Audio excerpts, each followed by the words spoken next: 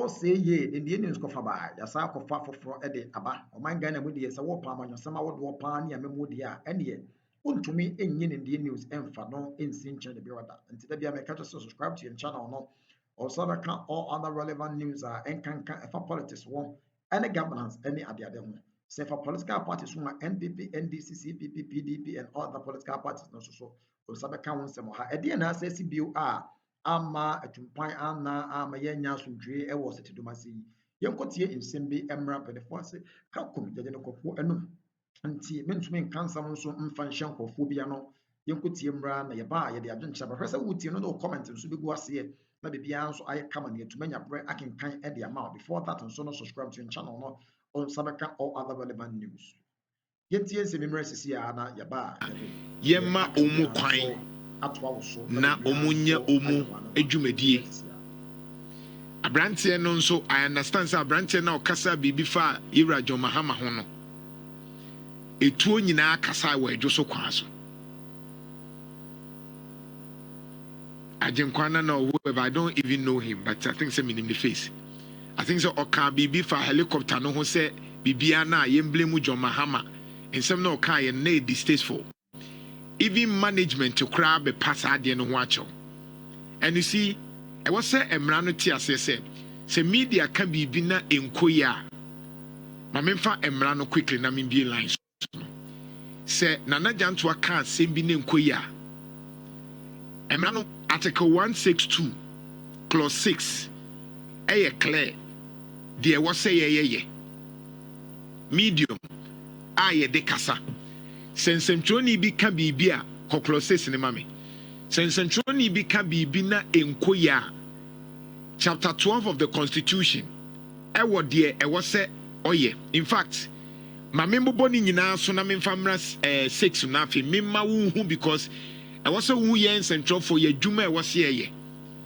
enti kofi be me wa hana menka we na enkofonte ye dwuma die na se sentro for yenye abofo yebetimi aka bibia enkoye but emra no nso ma ye kwan ne kwan e wo se ye de ye na ye adwuma yi it over constitution na chapter 12 of the constitution clear it ye be kan bra fedu na bibia me bie lines no nti ne ma kire wa disua na yesua se be ya wo bohu central for ye nso constitution no emma ye tumi mi ba ye de ye no first one enie freedom and responsibility of the media number 1 Kofi, why are you ready? Nana. Or say, number 1, that is Article 162, Clause 1. Or say, freedom and independence of the media are hereby guaranteed. So, I say, Nana, I was ready mono and central for an answer and central Juma no fan who did no. Nana, Bambo, ewo home. 2, subject to this constitution and any other law not inconsistent with this constitution, there shall be no censorship in Ghana. Nana, and you say, Ejina sa emre iso. Samra kunia yina yebuno. Emre biana. No. E was emre biano. Ene emrano eneko. There shall be no censorship. Say, untimi nimra so betimi akase na janto manin kanwe ana on kanwe. Censorship say asem na person ka no ye ma kwa ma wonka saa de no enim na kwa mu enti ye Ira John Mahama nti me kan tem say men can we there shall be no censorship in Ghana. 3, there shall be no impediment to the establishment of private press or media, and in particular, there shall be no law requiring any person to obtain a license as a prerequisite to the establishment or operations of a newspaper, journal, or other media for mass communication or information. To us, Nana, I coincide, and he say, you coincide, Bia, a basic nipa, coincide, went to me, MBA, Ebia, and Central, Ejuma, so on one Casan and Central, Ejuma. Ana mrabian so ni ho a ese chichiri obi se ese wo chinchina ache no onya tumi krata bi ansan na wahye eye dawrubo krata adwumadie bi ase ana mpokura dawrubo a ekọ eye edom kese no ho nyina na edom eno ho no obenya tumi yitumi krata bi ansan na watumi ahyase ese wodi ho dwuma. 4, editors and publishers of newspaper and other institutions of the mass media like Insure FM, Joy FM, Love FM shall not be subject to control or interference by government, nor shall they be penalized or harassed for their editorial opinions and views or the content of their publication. There was nana omo yesemufo ne wo mo a the bureaucrata ahodo no wono mo esunsan so de ba monten no ene nyumaku ahodo a wono mu nyina ebo de rubo edwumadie omo ka de rubo dwumadie no hu bi no wose nana aban eni hu tumi se wotietia wono mu dwumadie ni mu na afei nso ode asotwe bi ana se sebe otiete wo mo ewo mu edwumadie mu bra wo mo kire wo mo adwene ana se mpokura wo mo ede enoma bi abeto monten no. It's clear. Now, all agencies of the mass media shall at all times be free to uphold the principal provisions and objectives of this constitution, and shall uphold the responsibility and accountability of the government to the people of Ghana. It was say in the report me kuni nyina no abribia wo mo ebe wo mo fa hudi a wo de be kura enhyehyeye a eda ho nam emra kuni ne so na wono mo aboa hwe se aban ebebu nkonta a kire adehye a wono mo edi won so no juma no ti de bia be make sure se nkofo ti de adwuma hama ya juma no now 6 na ehu hia me or say any medium for the dissemination of the information to the public which publishes a statement against, about, or against any person shall be obliged to publish a rejoinder, if any, from the person in respect of whom the publication was made. It was say bia ya den sembi ba bontin ana sense ntro ni bi den sembi ba bontin na sa asem no etia obia say di pakro de sa asem no ba bontin ana sense ntro adwuma de ba bontin no ebesa aka sa asem ni biem atwe de asan na ni pakro a wo ka fa na ho no wagina sa asem no so a atwe de asan enti se wo kasa fa President Mahama ho se waka bibia the same platform no enti na say maybe me use where the be man na Akufo-Addo we say about the same platform na me kan no esa say asem na me kan me twesan that is rejoinder enti say obi ka bibi na enkoya ye man na kwanya say enye no credit a twesan na wantwe ansan a eno na utimi de ne court enti these are the processes. You don't just say Rambo style. No, what pick you will be. No, there are processes. So Obama waka bibi, a false. Ko platform now so neko kase matwe asan. Menye. Afina police invite to. Menko. Ene de minimal force. Ebetimi atwe waba. Now the neko court. That's the process. Right. A quick comment. Oh, you want to 30 seconds? My Eugene, yes, a minute. You've been yeah, Nana. On this Obama issue, Nana, me menka you cry, young crow for it. To me, so I brand and I think that we should all tread cautiously. Nana say, "Oh, share the constitution." And Nana, way someone of my law, we find the constitutional imperative. And as a media, you know the man and the imperative for Jeff, or do the call Jeff Fakos Rona Menhade. And I kind operative word na media jumana na koyo jantwedmo ye na no pa bia no eye sha owuzeku na asuamra o se sha ye mandamus into media jumana ye on sheba na wunya the benefit of the microphone o kasa no atobu kakra see o kasa no atobu kakra sometimes na ebufushi wum you see ba no atobu kakra na hade o say subject to the constitution, there shall be no censorship in Ghana. Freedom and independence of the media have guaranteed. But even the freedom, no, there are responsibilities. What I say? Entina, okay, 6 no, okay, so go be unfia, baby, I would go unfina, corner copancho. Cassanya no cre. Now, the second leg in a police free. Near okay, but now feel you French NDC free. Ah, Nana, Banako hair, or my dress will come out.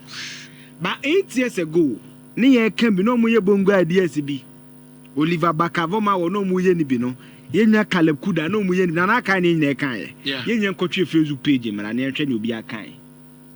Ome defend you know, and ne omune soon. Satan uti unia the Nesmaraconka. Uti unia na binka. Uza na nomune kemuneno. and then so almost our time on no much Krufo do any pabonini, Ahabu Nibian Seno, the Trimo ding, the way we didn't be ante and Anomso would defend it. Yeah. Sanetie. Nibimabo audio bima, why wouldn't you JFK Uniano? Or say, and ne, said your mamma so busy, Jim said, yeah, I wouldn't mean defending. Because of a Blikumanov. But in refuge, that's how see, no MPP ni. In your politicians and on food soldiers, no, be brainy principles. Omomo the answer say yes, ye nka say you know the actually. Nana, what kind police statement ya branch ya some of the back? No say oba assistive investigations. Nana, in fact, the lawyer metie no eno kefu akwa. O say, proud some mu kobu ne dan sa match ne the day prior nana abrante na call police wo. Ah, sir. Yes, the lawyer no eno kafu akwa. O te hint say police no akoe. Nana wakona bia hu ye ne biewa. Oh nana, eno aba e ne yesan hia ne 6 bra. Ono lawyer semra. Nana makoye say ene bi so na crime na involved no and I say there will always be justifications for everything. Oh nade. Nana me say na kroma me and defend trumu. Sabe trumu and pass e bi defend kroma. Justification wo for bibia. But dey bia nana me ka bibi me say standard na wo hwe ne no. Ne wo ye no. Oko position no a ne de be judge wo. Anya de papa. Nana mrante no me no bi enu obe defend. Nana for you to mount a public flight of the sabe. President jire brutality. Ayan samone no wadi no. Anya de papa. O prosecutor president na president on the kana wu sadan. So no mo jailing ni 10 years. Ono so be kan sem bi sa mo jailing ni 10 years. Den na obi en ka say ye nya wo mana se ne omo ye ne en samone no madi no. But na I see the process sometimes when you careful what's a me de but the way I will be kasem no na na man say me ne be na dai bibi me sia wo car park wa na na be ha de pa be na dai say on akwa me ho be wahi ta some na me can do some asem de but how I'm narrating the thing to you no e be ma me ho aye wahi ye kan mo mfa and na the police service no mo nim say sa de omo ye na na government on popular sa de nkitikiti we na ma government on popular obi a wo hwe no wachire no obo nsanya de pa branch mo kobu ne do ni ad na ye den abrante ni nyane moko wo so na statement on ma o ti so ma twa so mko hutu obi woni fie mo say he's come to assist with investigation men can so be assist investigation he cannot be arrested by the manner of the arrest is the manner of onya kromfo na ye tu momonefo no ye jana say enya careful nana every responsibility or every right comes with a responsibility ye enya careful enye bibia na ye ka na baby a wuti se bibia na aka nko man na bo enye bibia na ye ka na youth no yensua de e won se na oko social media abranti abronye finance ade ode ya Bishop Duncan Williams na mami mu nya JF ka ba se no oko ese ni nketia o ta se mako kan o se MPP for do mo nsoma TikTok for no oko ese bi nketia o ita de bia me ka no mo fo mu defend sa ansem fun we JFK ko NDC ko on se mu nim nyansa to ko ka na me ka wo bi na kam sen ma abo minim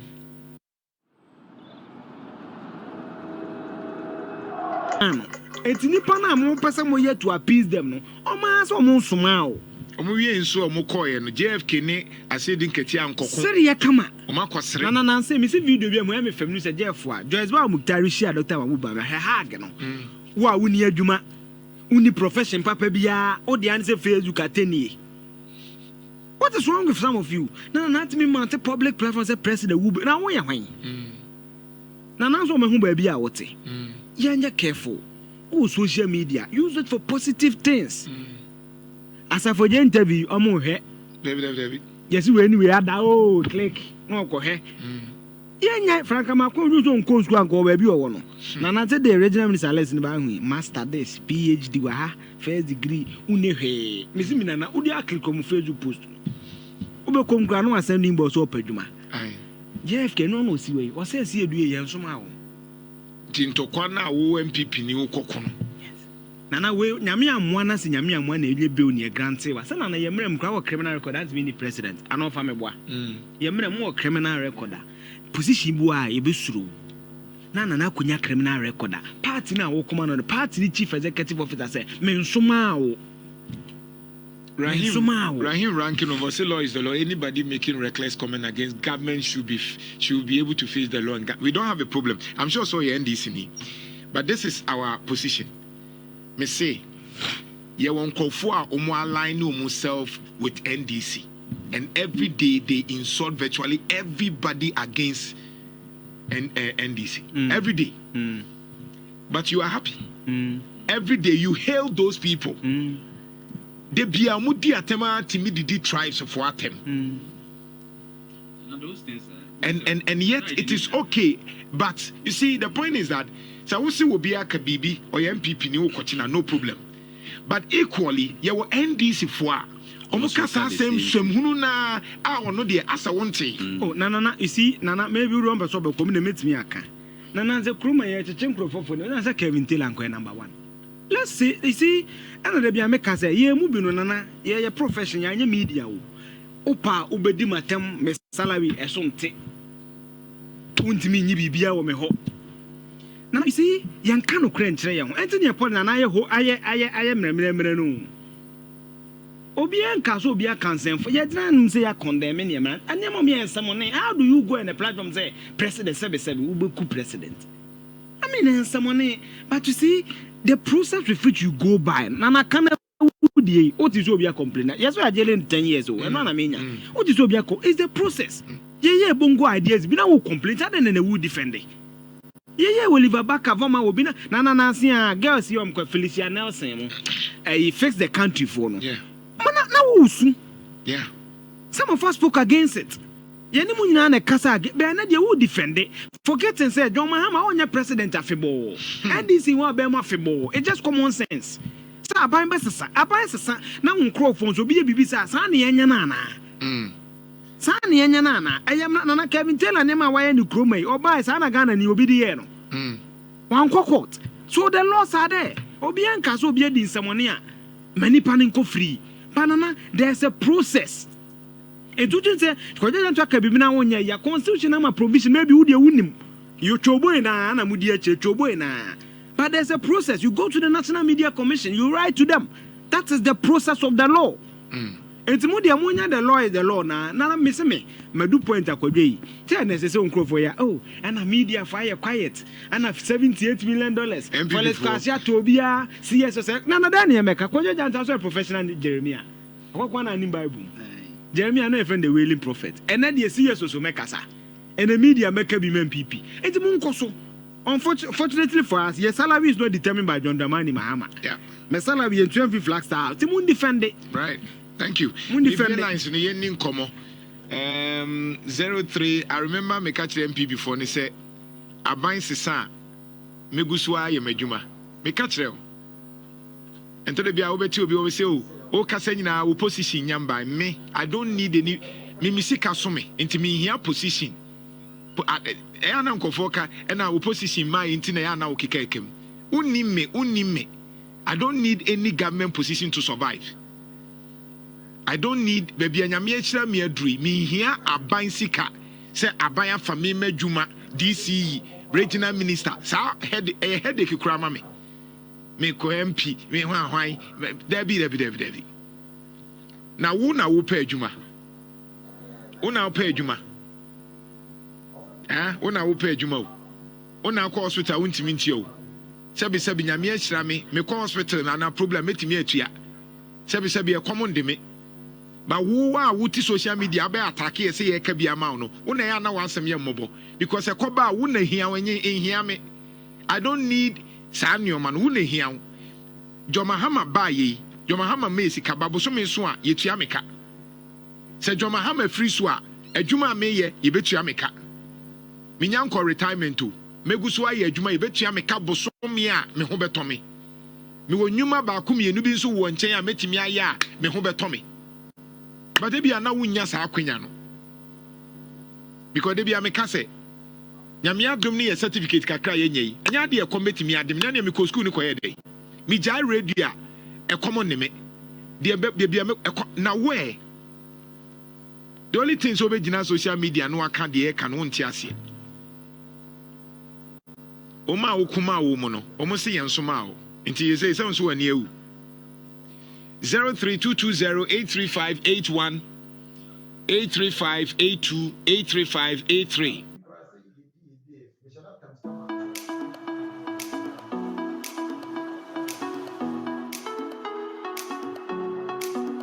3 essential reasons why you should invest in